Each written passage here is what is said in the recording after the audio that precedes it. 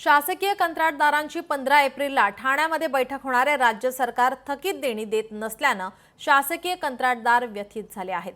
विधानसभा निवडणुकीपूर्वी शासकीय कंत्राटदारांची सुमारे 87,000 कोटी रुपयांची थकबाकी होती।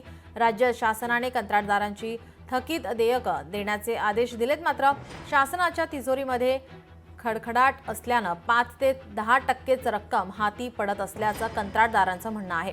आतापर्यंत थकीत देण्यापैकी केवळ 17% रक्कम मिळाल्याचंही कंत्राटदार म्हणतात। त्यामुळे पुढील दिशा ठरवण्यासाठी 15 एप्रिलच्या बैठकीमध्ये निर्णय होणार असल्याचं महाराष्ट्र राज्य कंत्राटदार महासंघाचे अध्यक्ष मिलिंद भोसले यांनी सांगितलंय।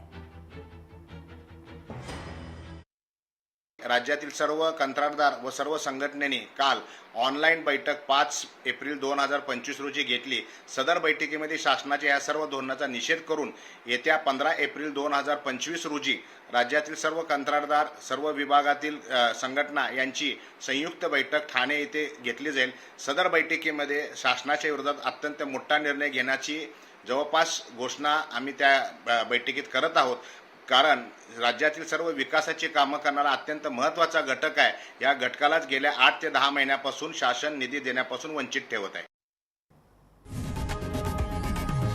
लोकशाही मराठी ऐका, पहा, जागरूक रहा।